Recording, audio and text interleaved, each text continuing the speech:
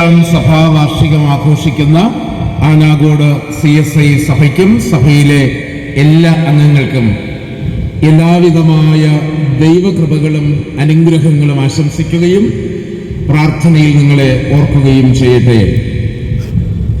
ഈ കൺവെൻഷൻ യോഗ പരമ്പരകളുടെ ആദ്യ ദിനമായ ഈ ആരാധനയിൽ അധ്യക്ഷത വഹിക്കുന്ന കലാമം സഭയുടെ ശുശ്രൂഷകനും വീരണകാവ് ഡിസ്ട്രിക്റ്റിന്റെ വൈസ് ചെയർമാനുമായി പ്രവർത്തിക്കുന്ന പ്രിയപ്പെട്ട ടോം എസ് റസൽ അച്ഛൻ അവരുകളെ, സാന്നിധ്യം കൊണ്ട് നമ്മോടൊപ്പമായിരിക്കുന്ന മംഗാരമല സഭയുടെ ശുശ്രൂഷകൻ പ്രിയപ്പെട്ട പുഷ്പജയൻ സുവിശേഷകർ അവരുകളെ, ശ്രീമധുരമായ ഗാനങ്ങൾ ആലപിക്കുന്ന ഗായക സംഘാംഗങ്ങൾ, സഭയുടെ സെക്രട്ടറി, ചർച്ച് കമ്മിറ്റി അംഗങ്ങൾ, ദൈവവചന കേൾവിക്കായി കടന്നു വന്നിരിക്കുന്ന വിശ്വാസ സമൂഹം, ഈ ശബ്ദപരിധിയിലായിരുന്നു കൊണ്ട് നമ്മെ ശ്രമിക്കുന്ന എല്ലാ പ്രിയപ്പെട്ടവരുമേ, കർത്താവായ യേശു ക്രിസ്തുവിന്റെ നാമത്തിലുള്ള സ്നേഹവന്ദനം ഞാൻ അറിയിക്കട്ടെ. ഈ ദൗത്യ നിർവഹണത്തിനായി എന്നെ ക്ഷണിച്ച പ്രിയപ്പെട്ട ജോൺ വത്സകുമാർ അച്ഛൻ, ചർച്ച് കമ്മിറ്റി തുടങ്ങിയവരോടുള്ള നന്ദിയും ഞാൻ അറിയിക്കട്ടെ. ഒരു സഭ അതിൻ്റെ 65-ാം വാർഷികം ആഘോഷിക്കുന്നു എന്ന് നാം പറയുമ്പോൾ, കഴിഞ്ഞ 65 വർഷമായി ഈ സഭയും ഇതിൻ്റെ ശുശ്രൂഷകളും ഈ ദേശത്തിന് തന്നെ അനുഗ്രഹമായിരുന്നു എന്നത് ഏറെ ശ്രദ്ധേയമാണ്.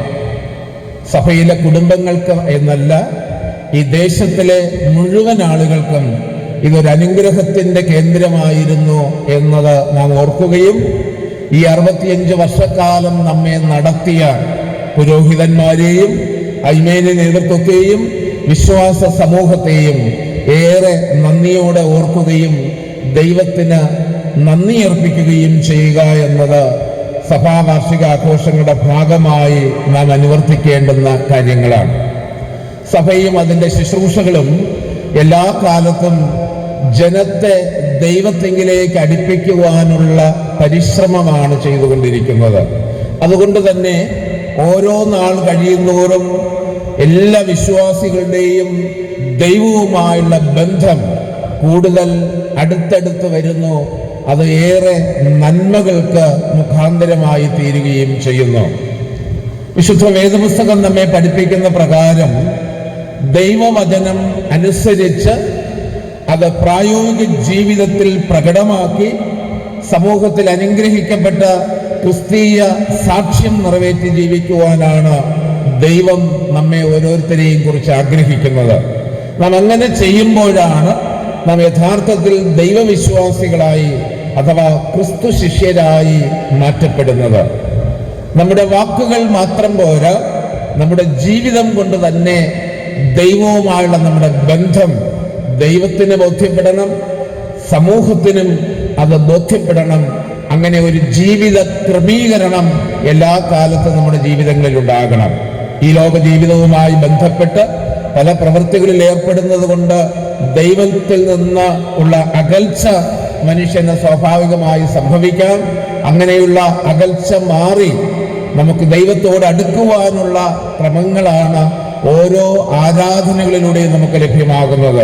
ചെയ്തുപോയ പാപങ്ങളെ ഏറ്റുപറഞ്ഞുപേക്ഷിച്ചുകൊണ്ട് ഇനി പാപം ചെയ്യാൻ ഇടവരുത്തരുതേ എന്ന് പ്രാർത്ഥിച്ചുകൊണ്ട് നാൾതോറും ദൈവവചനം ജീവിതത്തിലേക്ക് ഉൾക്കൊണ്ടുകൊണ്ട് പ്രാർത്ഥനയിലൂടെ നമ്മെയും നമുക്കുള്ളതിനെയും സമ്പൂർണമായി ദൈവകരങ്ങളിലേക്ക് സമർപ്പിച്ചുകൊണ്ടൊക്കെ ദൈവവുമായുള്ള അടുപ്പത്തിലേക്ക് ഈ നാളുകളിൽ നാം കടന്നു വരേണ്ടതുണ്ട്. അങ്ങനെ ദൈവവുമായുള്ള ബന്ധത്തിലേക്ക് കടന്നു വരുമ്പോൾ നമ്മുടെ ജീവിതം കൊണ്ട് ദൈവത്തിന് പ്രസാദകരമായ പ്രവൃത്തികൾ ചെയ്യുവാനായിട്ട് കഴിയും.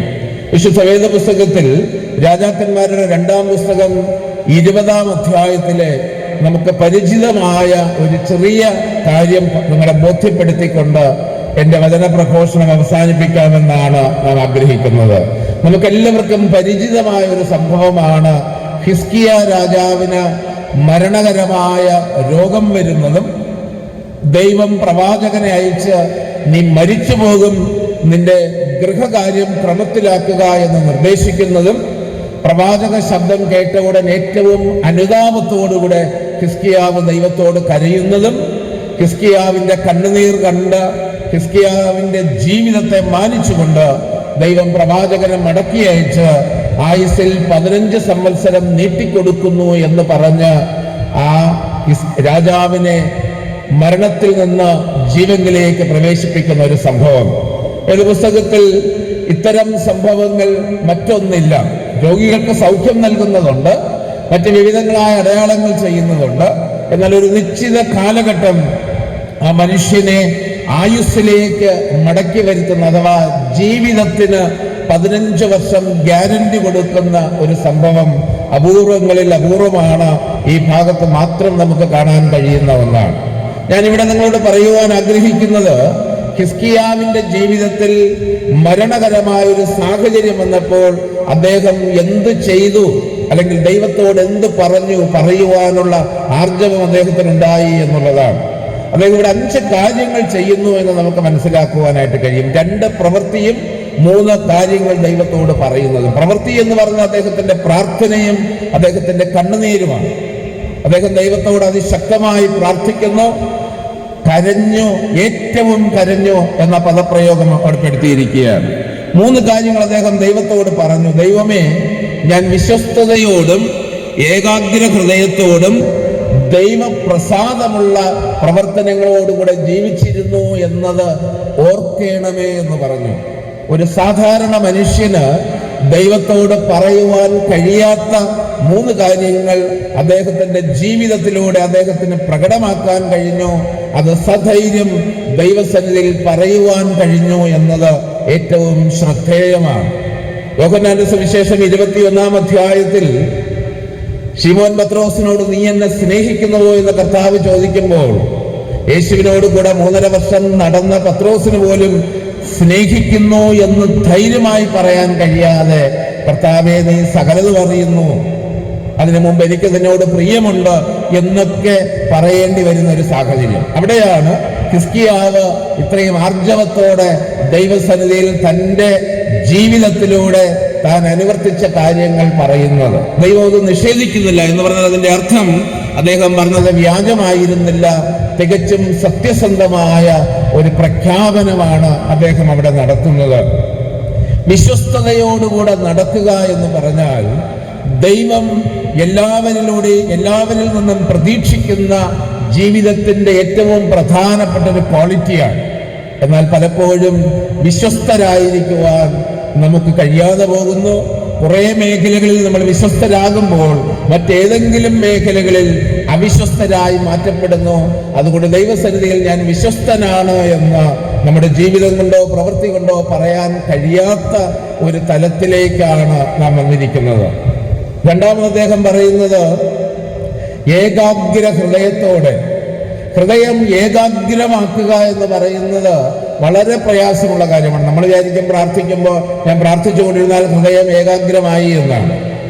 അല്ല, ഈ കാലഘട്ടത്തിൽ ഹൃദയത്തെ ഏകാഗ്രതയിലേക്ക് കൊണ്ടുവരിക വളരെ പ്രയാസമാണ്. ഹൃദയത്തിന്റെ ഏകാഗ്രത നഷ്ടപ്പെടുന്ന ജീവിതക്രമങ്ങളാണ് നമുക്ക് ചുറ്റിലും നിന്ന് ലഭ്യമാകുന്നത്. വേദപുസ്തകം നാം പഠിക്കുമ്പോൾ ഇസ്രായേലിന്റെ പ്രഗൽഭനും പ്രശസ്തനുമായ ശലോമോൻ രാജാവിന് പോലും ദൈവത്തിലുള്ള തന്റെ ഏകാഗ്രത നഷ്ടമായി എന്ന് നാം പഠിക്കുകയാണ്. ആരംഭകാലത്ത് 1000 ഹോമയാഗങ്ങൾ അർപ്പിച്ചുകൊണ്ട് ദൈവത്തെ പ്രത്യക്ഷപ്പെടുത്തി ദൈവത്തോട് ഇസ്രായേൽ ജനത്തെ നയിക്കുവാൻ ആവശ്യമായ വിവേകം ചോദിച്ചുകൊണ്ട് ദൈവപ്രസാദം നേടുകയും അതിന്റെ അനന്തരഫലമായിട്ട് ചോദിക്കാത്ത ഈ ലോകത്തിന്റെ എല്ലാ നന്മകളും ദൈവം നൽകുകയും ചെയ്തു. ദൈവത്തിന് ഒരാലയം പണിയുവാനുള്ള അവസരം അദ്ദേഹത്തിന് ഒരുക്കി നൽകി. ഏറ്റവും ശ്രേഷ്ഠമായ, അദ്ദേഹത്തെ പോലെ ബുദ്ധിയുള്ള മനുഷ്യൻ ലോകത്തുണ്ടായിരുന്നില്ല. അത്രയേറെ മെച്ചമായി അദ്ദേഹത്തെ ദൈവം പരിപാലിച്ചു. എന്നാൽ ഒരു ഘട്ടം കഴിയുമ്പോൾ, പ്രായത്തിന്റെ ഒരു ഘട്ടം കഴിയുമ്പോൾ അദ്ദേഹം അവിശ്വാസികളായ സ്ത്രീകളെ ഭാര്യമാരായി എടുക്കുകയും തന്റെ ഹൃദയം അവരിലേക്കും അവർ കൊണ്ടുവന്ന അന്യദൈവങ്ങളിലേക്കും ചായുകയും അങ്ങനെ ഹൃദയത്തിന്റെ ഏകാഗ്രത നഷ്ടപ്പെട്ടു. തൽഫലമായി ഇസ്രായേൽ രാജ്യം രണ്ടായി വിഭജിക്കപ്പെടുകയും ചെയ്യുന്ന സാഹചര്യത്തിലേക്ക് എത്തിച്ചേരുകയാണ്. അപ്പൊ പ്രശസ്തനായ രാജാവ് എന്ന് നാം മനസ്സിലാക്കിയ ശലോമോന് പോലും ദൈവസന്നിധിയിൽ പൂർണ്ണ ഹൃദയത്തോടെ അല്ലെങ്കിൽ ഏകാഗ്ര ഹൃദയത്തോടെ ജീവിക്കുവാൻ കഴിഞ്ഞിരുന്നില്ല എന്ന് നമുക്ക് മനസ്സിലാക്കുവാൻ കഴിയും. ആ പശ്ചാത്തലത്തിലാണ് ഹിസ്കിയാവ് ദൈവസന്നിധിയിൽ ഞാൻ ഏകാഗ്ര ഹൃദയത്തോടെ ജീവിച്ചു എന്ന് പറയുമ്പോൾ അതിൻ്റെ പ്രാധാന്യം നാം ഉൾക്കൊള്ളേണ്ടത്. മൂന്നാമത് അദ്ദേഹം പറഞ്ഞു, ഞാൻ ദൈവപ്രസാദമുള്ള പ്രവൃത്തി ചെയ്തിരിക്കുന്നു എന്നാണ്. നമ്മുടെ എല്ലാവരുടെയും ജീവിതം കൊണ്ട് ദൈവനാമത്തിന് മഹത്വം അഥവാ ദൈവപ്രസാദം ഉണ്ടായേ മതിയാകുകയുള്ളൂ. ഇവിടെ ഇദ്ദേഹം വ്യക്തമായിട്ട് പറയുന്നത്, നിനക്ക് പ്രസാദമുള്ളത് ഞാൻ ചെയ്തിരിക്കുന്നു എന്നാണ്. നമ്മൾ പലപ്പോഴും നമ്മുടെ ദൈനംദിന ജീവിതത്തിൽ ചെയ്യുന്ന പല കാര്യങ്ങളും ദൈവത്തിന് പ്രസാദമുള്ളത് തന്നെയാണ്. നാം ആരാധനയ്ക്കായി കടന്നു വരുന്നത് ദൈവത്തിന് പ്രസാദമുള്ള കാര്യമാണ്. വേദപുസ്തകം വായിക്കുന്നത് ദൈവത്തിന് പ്രസാദമുള്ളതാണ്. നാം പ്രാർത്ഥിക്കുന്നത് ദൈവത്തിന് പ്രസാദമുള്ള കാര്യമാണ്. ദാനധർമാദികൾ ചെയ്യുന്നത് ദൈവത്തിന് പ്രസാദമുള്ള കാര്യമാണ്. അങ്ങനെ ദൈവപ്രസാദമുള്ള അനവധി കാര്യങ്ങൾ ദൈനംദിനം നമ്മുടെ ജീവിതത്തിൽ ചെയ്യുന്നുണ്ട്. അങ്ങനെ ദൈവപ്രസാദമുള്ള ധാരാളം കാര്യങ്ങൾ നാം ചെയ്യുമ്പോഴും ദൈവത്തിന് പ്രസാദമില്ലാത്ത ചില പ്രവൃത്തികൾ നാം അറിഞ്ഞോ അറിയാതെയോ ചെയ്യാറുണ്ട്. അങ്ങനെ പലരും ഒഴിവാക്കി വെച്ച, പലരും കൈവയ്ക്കാൻ ധൈര്യം കാണിക്കാത്ത ഒരു മേഖലയിൽ ചെന്ന് അവിടെ താൻ നടത്തിയ അധ്വാനമാണ് താൻ ചെയ്ത ദൈവപ്രസാദമുള്ള പ്രവൃത്തി എന്നതുകൊണ്ട് ഇവിടെ അർത്ഥമാക്കുന്നത്. രാജാക്കന്മാരുടെ ചരിത്രം നാം പഠിക്കുമ്പോൾ നമുക്ക് മനസ്സിലാക്കുവാനായിട്ട് കഴിയും. ശലോമോന്റെ കാലഘട്ടത്തിന് ശേഷം രാജ്യം രണ്ടായി വിഭജിക്കപ്പെടുന്നു. രാജാക്കന്മാർ മാറി വരുന്നു. എന്നാൽ ഒരു മനുഷ്യനും ദാവീദിനെ പോലെ ദൈവസന്നിധിയിൽ വിശ്വസ്തയോടെ തന്റെ ദൗത്യം നിറവേറ്റിയില്ല. ഒരു രാജാവ് വന്ന് ദൈവഹിതപ്രകാരം ജനത്തെ നയിക്കും, രാജ്യത്തിന് അഭിവൃദ്ധി ഉണ്ടാകും, മെച്ചപ്പെട്ട അനുഭവങ്ങൾ ഉണ്ടാകും. തൊട്ടടുത്ത രാജാവ് വന്ന് ദൈവാരാധന നീക്കം ചെയ്ത ശേഷം വിഗ്രഹാരാധനയ്ക്ക് പ്രാധാന്യം നൽകുകയും അതുമായി ബന്ധപ്പെട്ട് യെരൂശലേം ദൈവാലയത്തെ പോലും വിഗ്രഹാരാധനയ്ക്കുള്ള ഇടമായി, ബലിയർപ്പണത്തിന് ഇടമായി മാറ്റുകയും ചെയ്യും. ദൈവം ജനത്തെയും രാജാവിനെയും ശിക്ഷിക്കും. അടുത്ത രാജാവ് വരും, നന്മ ചെയ്യും, അതിൻ്റെ അടുത്ത രാജാവ് വരും, തിന്മ ചെയ്യും. ഇങ്ങനെ ഓൾട്ടർനേറ്റീവായിട്ട് നന്മയും തിന്മയുമായി പോയി രാജ്യത്തിന് ക്രമാനുഗതമായ ഒരു വളർച്ചയോ ദൈവജനത്തിന് ദൈവവുമായി ക്രമമായുള്ള ഒരു ബന്ധമോ ഇല്ലാത്ത ഒരവസ്ഥയിലേക്ക് എത്തിച്ചേരുകയാണ്. ഇവിടെ ഹിസ്കിയാവ് രാജാവാകുമ്പോൾ അദ്ദേഹം 25 വയസ്സുള്ള ഒരു ചെറുപ്പക്കാരനായിട്ടാണ് രാജഭാരം ഏറ്റെടുക്കുന്നത്. അദ്ദേഹം തന്റെ മുൻഗാമി ചെയ്തിരുന്ന വിഗ്രഹാരാധനകൾ ഉൾപ്പെടെയുള്ള എല്ലാ കാര്യങ്ങളിൽ നിന്നും മോചിപ്പിച്ച് ജനത്തെ ജീവനുള്ള ദൈവത്തെ ആരാധിക്കുവാനായിട്ട് പ്രോത്സാഹിപ്പിക്കുകയാണ്. യെരൂശലേം ദൈവാലയത്തിനുള്ളിൽ തന്നെ പണിതിരുന്ന മറ്റ് പല ദൈവങ്ങൾക്കും വേണ്ടി, ദൈവമെന്ന് പറയുന്ന പലതിനെയും ആരാധിക്കാൻ വേണ്ടി ചെയ്തിരുന്ന പൂജാഗിരികളെയെല്ലാം നീക്കുകയാണ്. പല രാജാക്കന്മാരും നീക്കിയിട്ടുണ്ട്, ഇദ്ദേഹവും അവിടെ നീക്കാൻ ചെല്ലുകയാണ്. എന്നാൽ അവിടെ ഒരു രാജാവും മാറ്റാത്ത ഒരു വിഗ്രഹം അവിടെ ഉണ്ടായിരുന്നു. നെഹൂഷ്ടാൻ എന്ന് പേര് പറയുന്ന ഒരു വിഗ്രഹം ആ ദൈവാലയത്തിന്റെ ഒരു ഭാഗത്തുണ്ടായിരുന്നു. അവിടെ വിഗ്രഹാരാധനയ്ക്ക് വന്നവരും ഇത് മാറ്റിയില്ല. വിഗ്രഹാരാധനയെ മാറ്റിയിട്ട് സത്യദൈവത്തെ ആരാധിക്കുവാൻ വേണ്ടി ആലയത്തെ ഒരുക്കിയവരും ഇത് മാറ്റിയില്ല. കാരണം അവർക്കൊരു പേടിയുണ്ടായിരുന്നു. ഈ നെഹൂഷ്ടാൻ എന്ന് പറയുന്നത് നമുക്ക് പരിചയമുള്ള ഒരു കാര്യമാണ്. മോശ ഇസ്രായേൽ ജനത്തെ വഴി നടത്തി വരുന്ന കാലയളവിൽ ഇസ്രായേൽ ജനം പലപ്പോഴായി ദൈവത്തോട് പാപം ചെയ്യുകയും ദൈവത്തിന്റെ ശിക്ഷ ജനത്തിന്റെ മേൽ വരികയും ചെയ്തു. എന്നാൽ അപ്പോഴെല്ലാം മോശ പ്രാർത്ഥിച്ച് ആ ശിക്ഷയിൽ നിന്ന് ജനത്തെ വിടുവിക്കുകയാണ് ഉണ്ടായത്. അപ്രകാരം ഒരു സന്ദർഭത്തിൽ അഗ്നിസർപ്പങ്ങളെ ഇസ്രായേൽ ജനത്തിന്റെ ഇടയിലേക്ക് ദൈവം അയക്കുകയും ഈ സർപ്പം കടിക്കുന്ന മനുഷ്യൻ മരണപ്പെടുകയും ചെയ്യും. മോശ പതുപോലെ ദൈവത്തോട് നിലവിളിച്ച്, ദൈവമേ, ഈ ജനത്തോട് ക്ഷമിക്കണമേ എന്ന്. അവിടെ ദൈവം മോശയുടെ പ്രാർത്ഥന കേട്ടു. എന്നാൽ അഗ്നിസർപ്പങ്ങൾ അവിടെ നിന്ന് മാറ്റിയില്ല. പകരം മോശയോട് പറഞ്ഞു, നീ ഒരു താമ്ര സർപ്പം ഉണ്ടാക്കി എല്ലാ ജനത്തിനും കാണത്തക്ക രീതിയിൽ അതിനെ ഉയരത്തിൽ തൂക്കിയിടണം. ആരാണ് അഗ്നിസർപ്പത്തിന്റെ കടിയേൽക്കുന്നുവോ, അഗ്നിസർപ്പത്തിന്റെ കടിയേൽക്കുന്നവൻ വേഗത്തിൽ ഉയരത്തിലേക്ക് നോക്കി ഈ താമ്ര സർപ്പത്തിലേക്ക് നോക്കിയാൽ അവൻ ജീവനോടിരിക്കും, ഇല്ല എങ്കിൽ അവൻ മരണപ്പെട്ടു പോകും എന്ന വസ്തുത അറിയിക്കുകയാണ്.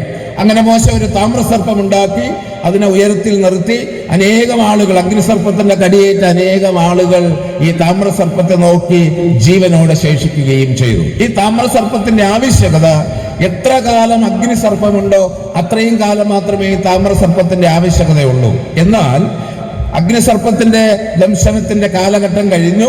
ഇസ്രായേൽ ജനം അവിടെ നിന്ന് പലായനം ചെയ്യുകയാണ്. ഈ പലായനം ചെയ്യുമ്പോൾ ആരോ ഒരാൾ ഈ താമ്രസർപ്പത്തെയും കൂടെ തോളിൽ ചുമക്കുകയാണ്. ഇവിടെ ഉപേക്ഷിച്ചു പോകേണ്ടതിനെ കൂടെ ചുമന്നുകൊണ്ടുപോയി അവസാനം അത് യെരൂശലേം ദൈവാലയത്തിന്റെ ഒരു മൂലയിൽ സ്ഥാനം പിടിക്കുകയാണ്. ഈ വിഗ്രഹത്തെ അവിടെ നിന്ന് മാറ്റാൻ മറ്റ് രാജാക്കന്മാർക്കാർക്കും ധൈര്യമില്ല. കാരണം അവരുടെ ചിന്ത ഇത് ദൈവം നൽകിയതാണല്ലോ എന്നുള്ളതാണ്. ദൈവം മോശയ്ക്ക് നിർദ്ദേശം നൽകി, മോശ നൽകിയതാണെന്ന് പറഞ്ഞാൽ ദൈവജനത്തിന്റെ ജീവരക്ഷയ്ക്കായി ദൈവം നൽകിയതാണ് എന്നതുകൊണ്ട് ആരും അതിനൊരു വിഗ്രഹമായി കരുതി ആലയത്തിൽ നിന്ന് ഒഴിവാക്കിയില്ല. എന്നാൽ ഹിസ്കിയ രാജാവ് വിഗ്രഹങ്ങളെയും പൂജാഗിരികളെയും ദൈവാലയത്തിൽ നിന്ന് മാറ്റിയ കൂട്ടത്തിൽ ഈ വിഗ്രഹത്തെ, അതിന് അവർ നൽകിയിരുന്ന പേരാണ് ദൈവപ്രസാദമുള്ള പ്രവൃത്തി. നമ്മൾ പലപ്പോഴും, ഞാൻ നേരത്തെ പറഞ്ഞ ദൈവപ്രസാദമുള്ള പ്രവൃത്തികൾ ധാരാളം ചെയ്യുന്നവരാണ്. പക്ഷേ ഇത്തരത്തിലുള്ള ചില കാര്യങ്ങളിൽ നമുക്ക് ജാഗ്രത പുലർത്താൻ കഴിയാതെ പോകുന്നു. ഒരു പക്ഷേ തലമുറയായി പാരമ്പര്യമായി ചെയ്തു വരുന്ന ഏതെങ്കിലും ഒരു സംഗതി ആയിരിക്കാം.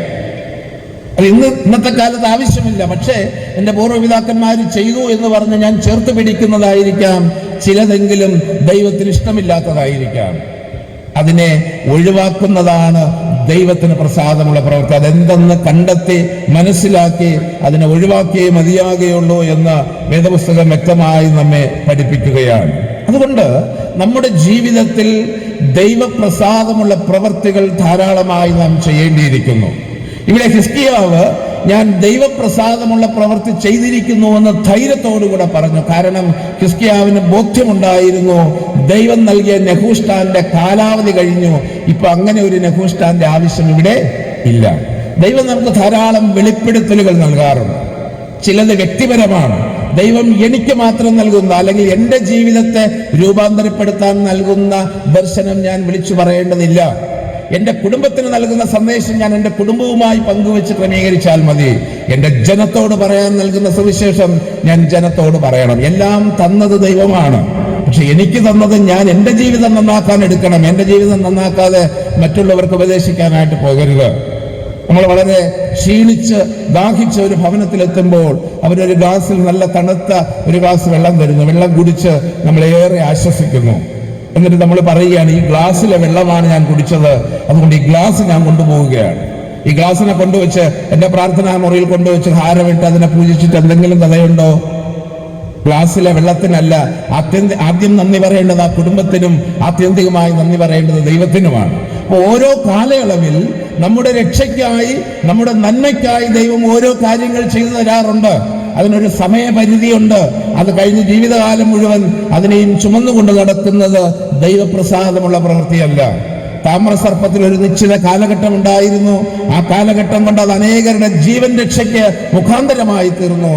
അതുകൊണ്ട് തലമുറ പലത് കഴിഞ്ഞാലും അതിനെ ആരാധിക്കണം എന്ന് പറയുന്നത് വ്യർത്ഥമാണ്. കാരണം അതൊരു സൃഷ്ടിയാണ്, സൃഷ്ടിതാവല്ല, അതൊരു സൃഷ്ടിയാണ്. ഈ കാലഘട്ടത്തിൽ സൃഷ്ടിതാവിനെ മറന്ന് സൃഷ്ടികളെ ആരാധിക്കാൻ മനുഷ്യൻ വെമ്പൽ കൊള്ളുന്നു എന്നുള്ളത് ഒഴിവാക്കേണ്ടുന്ന ഒരു വസ്തുതയാണ്. ഞാൻ എൻ്റെ വാക്കുകളെ അവസാനിപ്പിക്കട്ടെ. ഹിസ്കിയാവ് പറഞ്ഞു, ഞാൻ ദൈവപ്രസാദമുള്ളത് ചെയ്തിരിക്കുന്നു എന്ന് ഓർക്കണമേ എന്ന് പറഞ്ഞ അദ്ദേഹം ഏറ്റവും കരയുകയും ദൈവം കണ്ണുനീർ കണ്ട് 15 സംവത്സരം ആയുസ്സിനെ നീട്ടിക്കൊടുക്കുകയും ചെയ്യുന്നു. അപ്പൊ അദ്ദേഹത്തിന് ആർജവത്തോടെ 3 കാര്യങ്ങൾ പറയാൻ കഴിഞ്ഞു. വിശ്വസ്തയോടെ ഞാൻ ജീവിച്ചു, ഏകാഗ്ര ഹൃദയത്തോടെ ജീവിച്ചു, ദൈവത്തിന് പ്രസാദമുള്ള പ്രവൃത്തി ഞാൻ ചെയ്യുന്നത്. പ്രിയമുള്ളവരെ, ഒരു ദൈവ പൈതൽ ദൈവത്തിന്റെ സന്നിധിയിൽ ഇങ്ങനെ പറയാൻ കഴിയണമെങ്കിൽ അവന്റെ ജീവിതം ഏറെ ശ്രദ്ധയോടുകൂടെ ജീവിക്കേണ്ടുന്ന ഒന്നാണ്.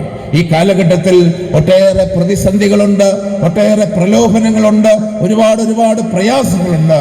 അതിന്റെ മധ്യത്തിലൂടെ ജീവിച്ചു പോകുന്ന ദൈവമക്കൾക്ക് ഈ 3 വാക്കുകൾ ഹിസ്കിയാവിനെ പോലെ പറയാൻ കഴിയുമെങ്കിൽ ഈ ലോക ജീവിതത്തിൽ നാം വിജയിച്ചു എന്ന് വേണം കരുതാൻ.